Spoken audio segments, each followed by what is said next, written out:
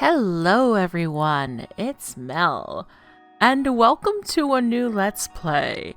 I know I have at least one that is still ongoing, but I'm taking advantage of being on winter break, and the fact that I have some time now, and B, a remaster of this came out actually about a year ago that lit a fire under my butt on this, and a couple other things I've developed in the past year.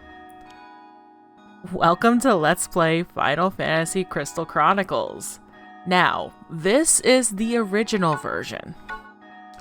The version that came out on the GameCube, which one of my classmates was commenting on playing games on a retro system like a GameCube, and I felt old. Because I think I was in late high school when this came out.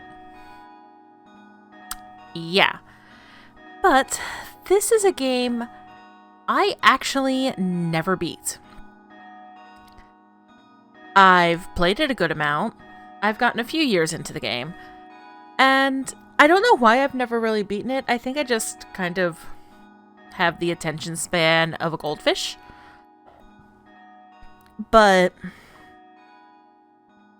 also, part of why I never quite finished it is when the game came out, it was very well known for its multiplayer system and the fact that it was absurdly expensive. Add on to this that I had no friends who were interested in the game, and you're getting a very solo play experience. And don't get me wrong, you can absolutely beat the game solo, but it always felt a bit lonely to me. But that's beside the point. As it stands, I'm going to hit to start a new game because we have a long cutscene, and that is why this intro portion is its own video. I'll be back in probably about 3 minutes and 40 seconds, I guess. Oh, I'm going to select single player mode for now.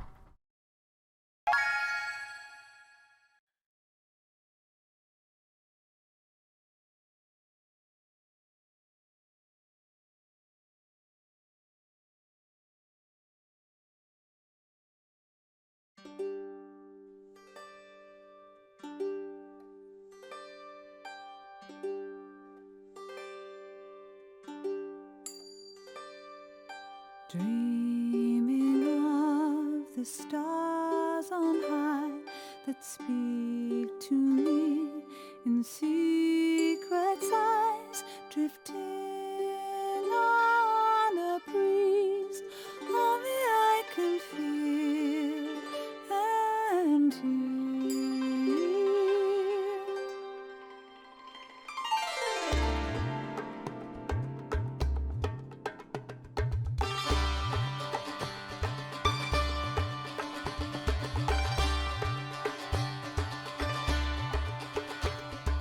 Could it be the sacred wind that's calling me to now begin to walk into the dark, carrying the light of tomorrow?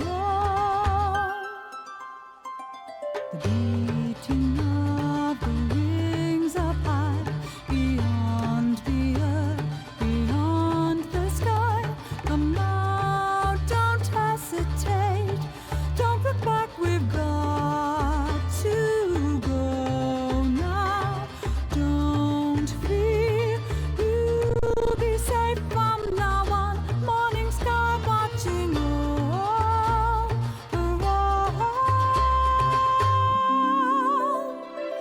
Deep inside, so silently, my heart was beat.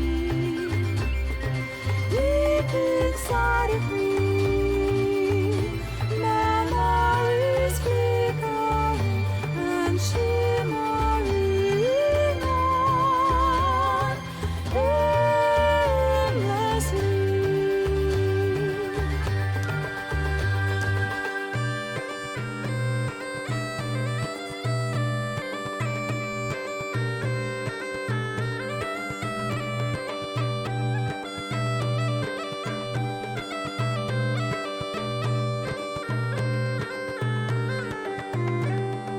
Keeping close to the path, morning sky watching overall.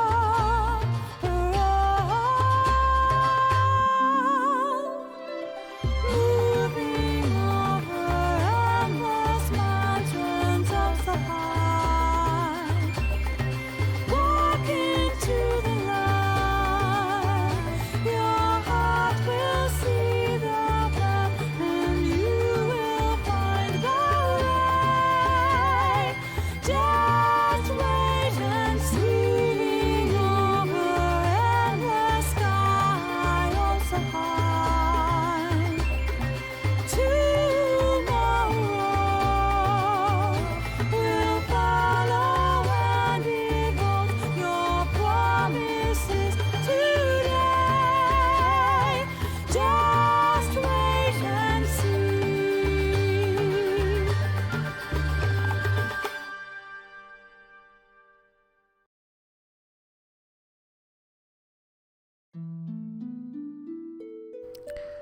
Come, let us record your adventures in this journal. It shall be known as the Crystal Chronicles, but first we must know the name of your hometown. Told you I'd be back. And we are actually going to go with the default town name of Tipa. There's a reason for this in my mind, and it's in part because just something works out really well with it. But all the same, we are going with the default name. Plus, besides, where we start the game, yeah.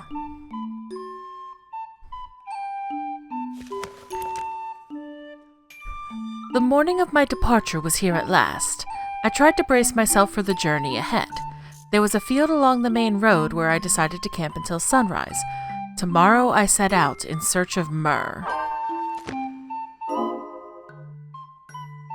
That book is really screwed up, but we are going to immediately start with character creation, which you start by hitting set out. And my character name will be... Now I know I default to using one of my stable of characters, but I think this time I'm just going to be Melody.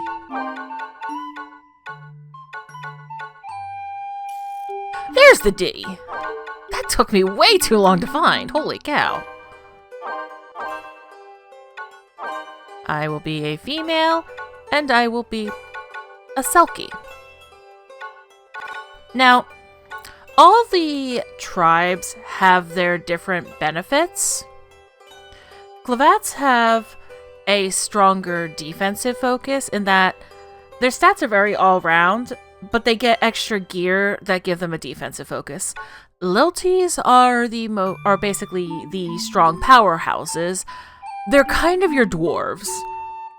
Ukes are your mages, your sorcerers, basically. And Selkies are the speedy ones. So, in a lot of ways, not fighter. I've seen this game compared to Gauntlet before, and I'm trying to remember what the classes are in that. Well, anyway, Selkies are the fast ones, and Selkies are what I like to play. I like to go with the Shark Eyes Selkie. Well, no, I don't. I usually go with Wolfie, actually, not Shark Eyes, wow. I usually go with Wolfie, but this time I'm going with Owlhead. Because, fun fact, I was originally starting recording this on the Switch port, and I just ended up utterly enchanted by the purple outfit, not gonna lie. But my family is going to be the Alchemists, and I'm doing this in part for efficiency's sake. But there's eventually going to be characters of every family trade in our town, because some of these trades are more important than others, but I just kind of want to have every trade there. Yes.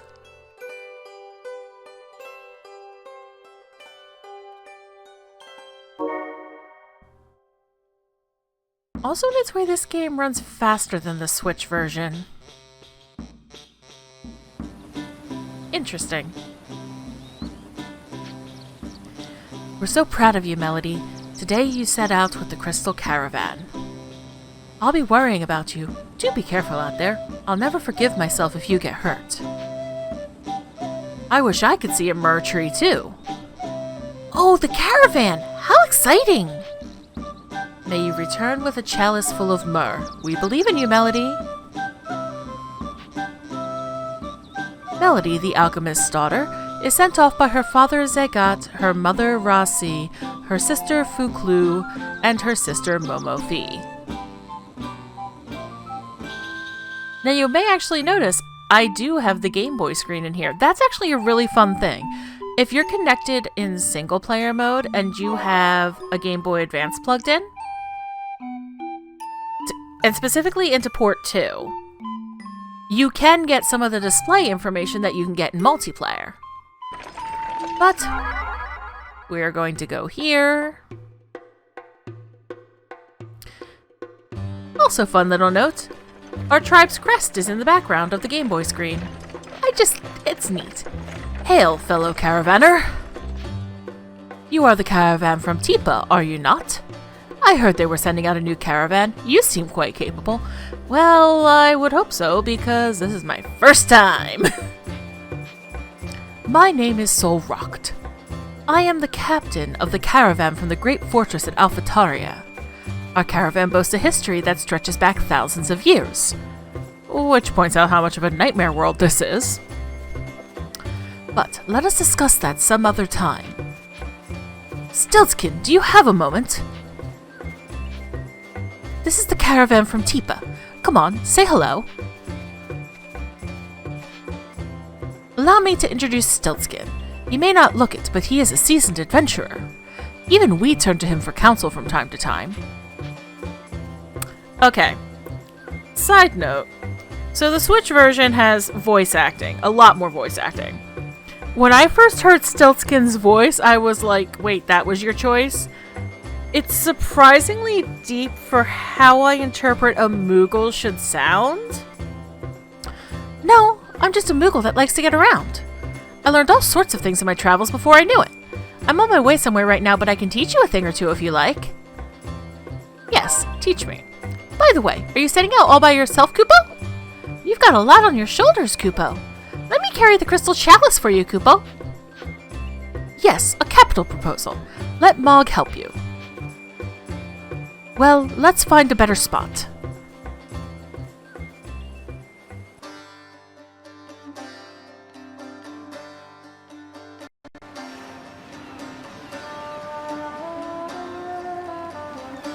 Yeah, we have a tutorial. Look, if you want to ask me something, come here and press the B button, okay?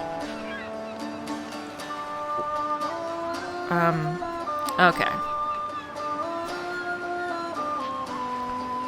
What do I want to know? About the world. Our world is covered in miasma. Sustained contact with miasma gradually drains your life away. Crystals protect us from the miasma. Towns big and small each maintain a crystal to hold it at bay. You see, crystals must be purified with myrrh once a year or they lose their brilliance. Crystal caravanners like you journey to seek out that myrrh. Drops of myrrh are gathered in the crystal chalice.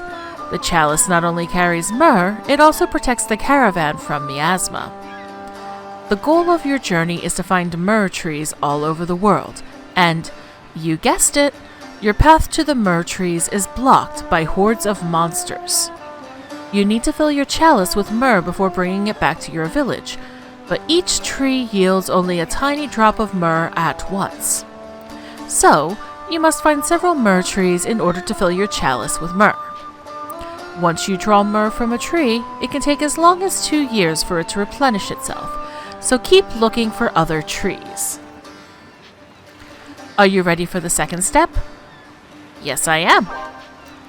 Great torrents called the streams of miasma cut through the world, dividing it into sections. Each miasma stream possesses a certain element. To cross a stream and enter the lands beyond, you must change your crystal chalice's element to match that of the stream. There are 4 elements: fire, earth, water, and wind. If you're trying to cross a stream of fire, your chalice had better be of fire too. You can tell what your chalice's current element is by the color of its aura. So, how do you change the chalice's element? Well, you can place the chalice on platforms called hotspots. Doing so will change the element of your chalice to that of the hotspot.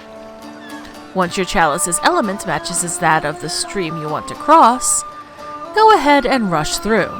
Also, once you've drawn myrrh from a particular place, you can change your element simply by visiting that place again.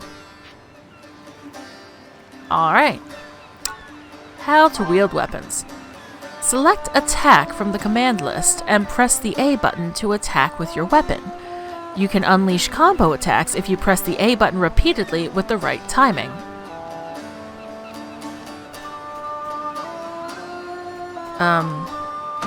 There we go.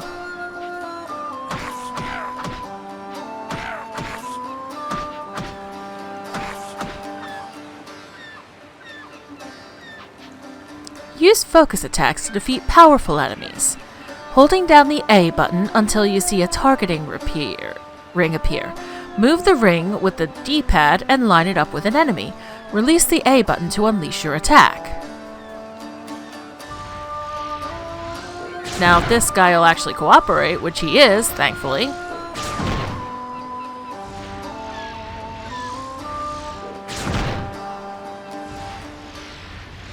But one of the advantages Selkies have is their focus attack is actually faster than all the other tribes. Okay, that's enough. Well, that's all I have to say about using your weapon in combat.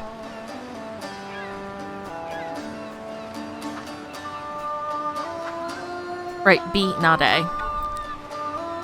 How to cast spells.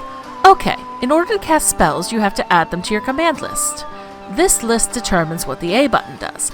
You can cycle through the actions on the list with the L and R buttons. Press the Y button to open the main menu, then open the command list menu. If you're already in a different submenu, press the L and R buttons to cycle to the one you want.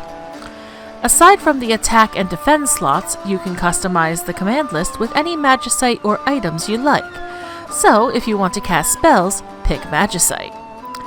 If you pick up magicite while your command list has empty slots, its spell will automatically appear on the command list. Once you're done, press the Y button again to close the main menu. Alright, let's give it a shot. You can cycle through different commands for the A button by pressing the L and R buttons. So press the L button or R button until attack changes to fire. Casting spells is similar to unleashing focus attacks. Just hold down the A button and move the targeting ring beneath an enemy. Then release the A button. So yeah, use L or R to change what I'm doing in my command list.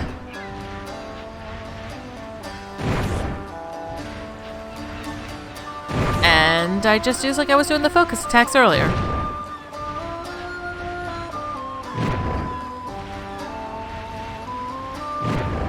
Okay, please stop running away. I know you're on fire, but stop running away. Let me tell you about spell fusion. When you fuse two different spells on the command list together, they create an entirely new spell. Let's try putting Fire and Blizzard next to each other on the command list, and then selecting Fuse. Once this is done, you can cast the spell called Gravity. Cast the new spell like you would any other. Select Gravity with the L and R buttons, then hold down the A button and wait for the targeting ring to appear. Finally, select your target with the D-pad and release the A button. Right, so Fuse is basically one of the top options when you select a Magicite. Now you can't fuse every Magicite with every other Magicite, but there's actually a surprising amount of combinations. In this case, we fuse those two into Gravity.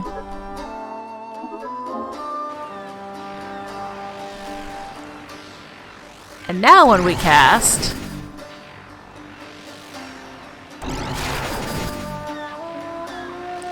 we get that. Now, interesting note by the way, if you look at the little glowing dots under Gravity, this spell is still taking up the two Magicite slots that Fire and Ice were taking up individually. So you can't just like fuse your Magicite to get access to more commands on your command list. There we go. Sometimes I'm bad at aiming.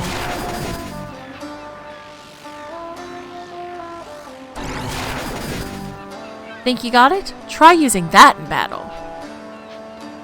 That's all I have to say about casting magic in battle. By the way, any Magicite you find will disappear once you leave its native area.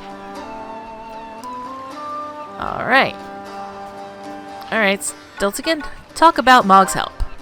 In single-player mode, Mog will accompany you. He'll carry the Crystal Chalice for you while you're busy fighting monsters or carrying objects. To ask Mog to carry the chalice, drop it and then press the X button. And when he's carrying it, press the X button to have him drop it. You can also call him close to you by holding down the X button. Mog, be sure to help Melody. Goodbye! So yeah, he will carry the chalice around with me. Actually does a pretty decent job of keeping up with me, not gonna lie. Up until a very, very annoying mechanic where he likes to get tired. So, what do I want to know? Nothing. We will be going now. Leaving already? You bet!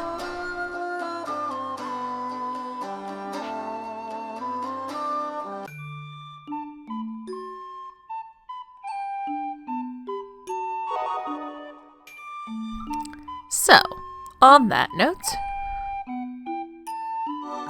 we are actually going to save our game. And I'm actually going to save this to slot B for reasons, basically. But on that note, that is where I'm going to leave you off. Next time, I will be introducing you to the person I will be playing through this game with. Because, that's right, I'm not doing this in single player mode. I am doing this in multiplayer mode. Something the two of us have both wanted to do for a very long time. Look forward to it, alright? I will see you guys then and take care of yourselves, alright?